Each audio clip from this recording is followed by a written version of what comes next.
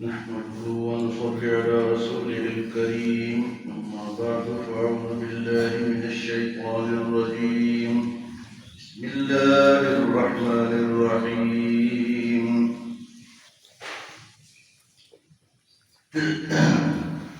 قد كانت لكم أسوة حسنة في إبراهيم والذين معه إذ قالوا لقومهم إنا براء منكم ومما تعبدون من دون الله كفرنا بكم وبدا بيننا وبينكم العداوة والبغضاء أبدا حتى تؤمنوا بالله وحده إلا قول إبراهيم لأبيه لأستغفرن لك وما أملك لك من الله من شيء ربنا عليك توكلنا وإليك أنبنا وإليك المصير ربنا لا تجعلنا فتنة للذين كفروا واغفر لنا ربنا إنك أنت العزيز الحكيم لقد كان لكم فيهم أسوة حسنة لمن كان يرجو الله واليوم الآخر ومن يتول فإن الله هو الغني الحميد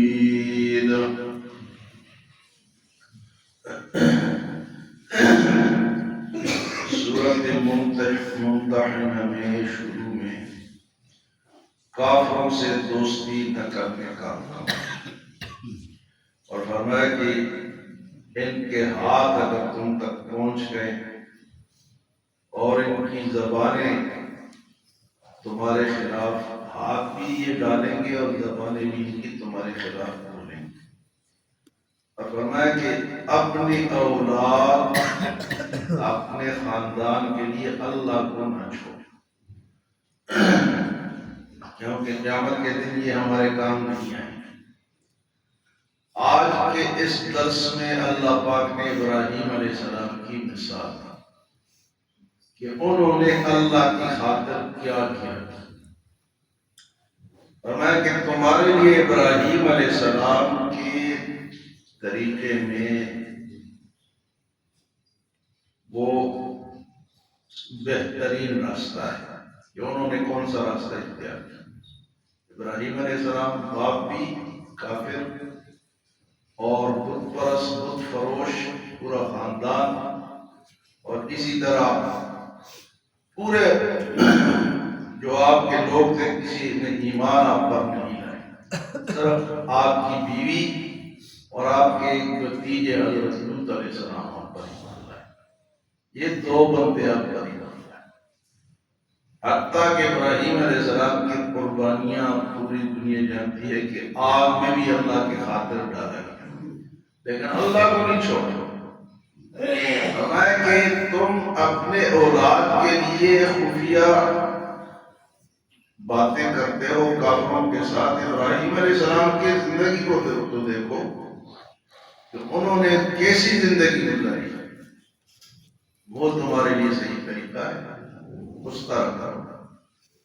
فرمایا قد كانت لكم أسوة حسنة في إبراہیم، البتہ تحقیق تمہارے لیے ابراہیم علیہ السلام کا طریقہ جو ہے وہ بہترین طریقہ ہے، والذین معہ، اور جو ان کے ساتھی تھے، دو ساتھی تھے ان کے۔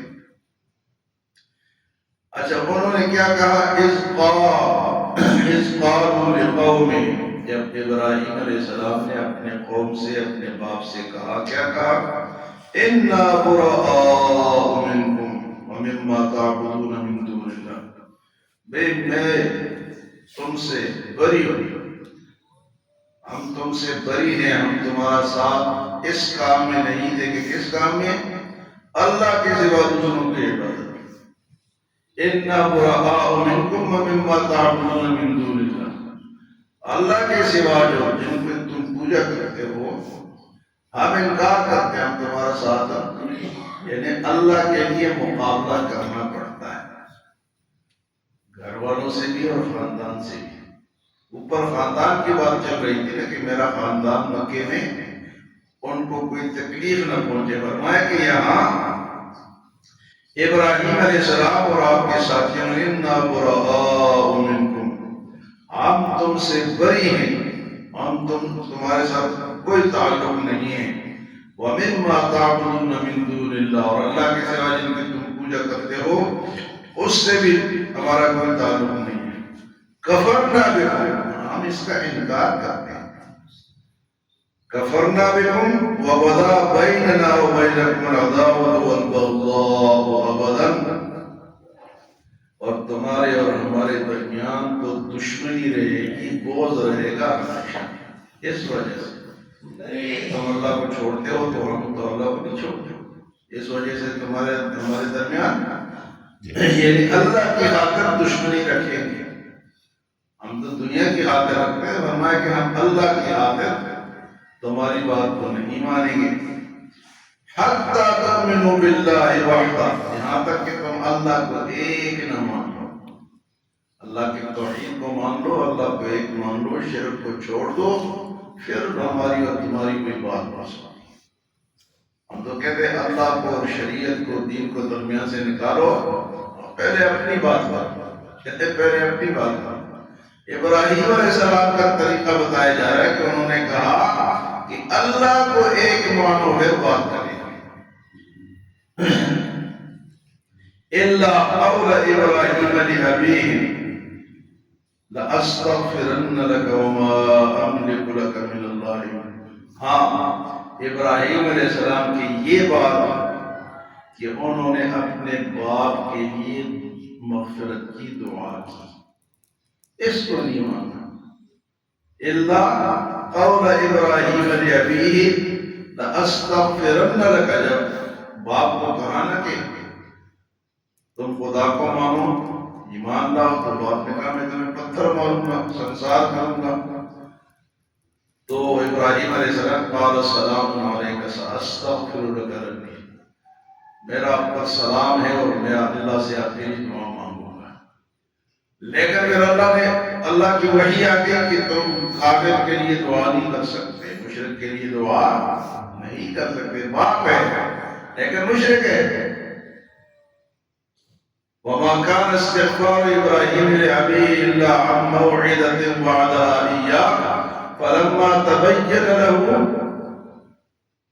انه، یعنی ابراہیم علیہ السلام نے دعا تو کی باپ کے لیے، لیکن جب پتہ چلا کہ اللہ نے منع کر دیا، وہ پکا اللہ کا دشمن ہے، آپ نے اس دعا کو چھوڑ دیا. پھر بعد میں اپنی دعا نہیں، یعنی کافر کے لیے مغفرت کی دعا نہیں ہے. کافر مر گیا، آدھی میں ہم لوگ کہتے ہیں فلاں سکھ مر گیا، لوگ اس کے ہاتھ اٹھائے ہوئے ہیں. جو سیاسی لوگ وہاں جاتے ہیں، بیٹے ہاتھ اٹھائے ہوئے. ابھی وہ عمران خان کی اساس فوت ہوئی ہے، تو انہوں نے کہا کہ میں اگر وہاں ہوتا تو میں جنازہ پڑھتا، دعا کرتا. اس کے لیے دعا ہے ہی نہیں. اور کئی سیاسی لوگوں نے اس کے لیے یہ ٹویٹیں کی ہے کہ اللہ اس کی مغفرت کرے. کیسے؟ ابراہیم علیہ السلام کا باپ ہے، اللہ نے منع کر دیا کہ آپ دعا نہیں کر سکتے. پھر ابراہیم علیہ السلام نے دعا کرنا چھوڑ. فرمایا کہ دو باتیں، ابراہیم علیہ السلام نے توحید کے لیے، اللہ کو ایک ماننے کے لیے سب خاندان والوں کو چھوڑ دیا، علاقہ چھوڑ دیا. عراق میں تھے، عراق سے فلسطین چلے گئے، پھر واپس گئے نہیں اپنے، ادھر ہی رہے ساری زندگی. کفر کے گڑھ کو چھوڑ دیا. اور ہم لوگ کیا کرتے ہیں؟ پیسوں کی خاطر کفر کے گڑھ میں جاتے ہیں. ویزا ملے چاہے ایمان رہے یا نہ رہے، دوڑتے ہیں یا نہیں دوڑتے. تو یہ ہمارے ایمان کی کسوٹی. ورنہ ابراہیم علیہ السلام کے طریقوں کو دیکھو، انہوں نے کیسے اللہ کی خاطر پورے خاندان کو چھوڑ دیا. اور دوسری بات، انہوں نے باپ سے کہا کہ میں آپ کے لیے دعا کروں گا، لیکن جب اللہ پاک نے فرمایا کہ دعا نہیں کر سکتے تو ابراہیم علیہ السلام نے دعا کرنا چھوڑ دیا. تو آج بھی یہی ہے، کوئی کافر مر گیا اس کی آپ دنیاوی تعریف کر سکتے ہیں، اچھا آدمی تھا، فلائی کام کرتا تھا، سخی تھا، فلاں تھا، لیکن آپ یہ نہیں کہہ سکے اللہ اس کو بخش دے، وہ ہی کافر و بخشا نہیں جائے گا۔ الا قول ابراہیم لابیہ لاستغفرن لک وما املک لک من اللہ من شیء۔ ابراہیم علیہ السلام نے یہ تو کہا تھا کہ میں آپ کے لیے دعا کروں گا، لیکن آپ کے لیے میرے پاس کوئی اختیار نہیں ہے کہ لازمہ بخشواؤں گا۔ یہ بھی ایک بات ہے، یا تو لوگ کہتے ہیں نا نہیں کہ ہم جو مرضی کریں، ہمارا دادا صاحب جو تھے وہ بڑے پیر تھے، وہ بخشوا دیں گے، یا بعض لوگ کہتے ہیں کہ جو مرضی کرو، ہم حضور کی امت ہیں، ہم بخشے جائیں گے۔ بھئی تم کس طرح بخشے جاؤ؟ کس نے کہا؟ یعنی ابراہیم علیہ السلام والد کو نہیں بخشوا سکتے، اور ہم کہتے ہیں ہم بخشے جائیں گے۔ فرمائے کہ لَأَسْتَغْفِرُ وَمَا أَمْلِكُ لَكَ مِنَ اللَّهِ مِنْ شَيْءٍ، دعا تو کروں گا، پھر دعا بھی منع ہو گئی، لیکن فرمایا کہ میرے ہاتھ میں اختیار نہیں ہے کہ میں آپ کو لازماً اللہ سے بخشواؤں گا۔ یہ کون کہہ رہے ہیں؟ پیغمبر کہہ رہے ہیں۔ اور ہمارے ہاں عقیدے اتنے لوگوں کے خراب ہو گئے، اتنے کچے عقیدے ہو گئے کہ جو مرضی گناہ کرو، شراب پیو، ڈانس کرو، شریعت کے خلاف جاؤ، اور کہتے ہیں ہم حضور کی امت ہیں۔ حضور صلی اللہ علیہ وسلم نے کبھی یہ کہا ہے کہ تم یہ سارے گناہ کرو اور میں تمہیں بخشوا دوں گا؟ یہ ضرور کہا ہے کہ میں اپنی امت کے لیے دعائیں مانگی ہے، راتوں کو جاگے ہیں، قیامت میں بھی مانگیں گے، لیکن یہ کبھی نہیں کہا کہ جو مرضی کر لو میں تمہیں چھوڑا دوں گا۔ یہ کبھی نہیں کہا۔ یہ عقیدہ ختم کرو، یہ عقیدہ نکالو، نیکی پہ آؤ، اچھائیاں کرو، حضور صلی اللہ علیہ وسلم کے سامنے اپنے آپ کو سرخرو کرو، روشن چہرے کے ساتھ آپ کے سامنے جاؤ۔ ہم گناہ کا جناب بار لے کے پورا جناب ایک بار لے کے ہم حضور کے سامنے جائیں گے۔